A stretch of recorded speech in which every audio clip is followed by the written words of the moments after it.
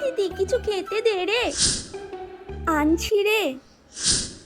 বা, বিয়ে করার পর কি মজা, যা খুশি করা যায়, যা ইচ্ছে করা যায়, কেউ কিছু বলারও নেই, বকারও নেই। হ্যাঁ প্রজাপতি, তুই হাত মুখ না ধুয়ে একদম ভেতরে ঢুকে পড়েছিস।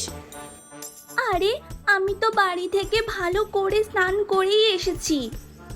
তাতে কি হয়েছে, রাস্তা দিয়েই তো এসেছিস। ঠিক আছে আমি ধুয়ে আসছি। হ্যাঁ তাড়াতাড়ি যা। এই প্রজাপতিটা হাত মুখ না ধুয়ে সব কিছু ছুঁয়ে দিল, ভালো লাগে না আর। এতটা জার্নি করে খুব খিদে পেয়েছিল, লেগ পিসটা দারুণ হয়েছে খেতে। প্রজাপতি, এই তুই খাটের ওপর বসে খাচ্ছিস?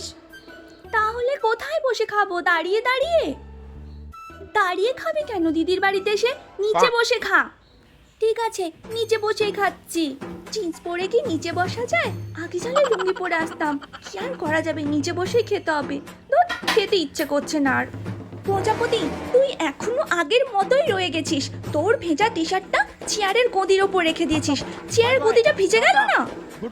তুই কেমন যেন হয়ে গেছিস, আমাকে শুধু বকেই যাচ্ছিস। দূর, তোর বাড়িতে আর থাকবো না, এক্ষুনি চলে যাবো। এই রে, মুখে মনে আগের মতন বকে ফেলেছি, ও তো রেগে গেল, কি করি।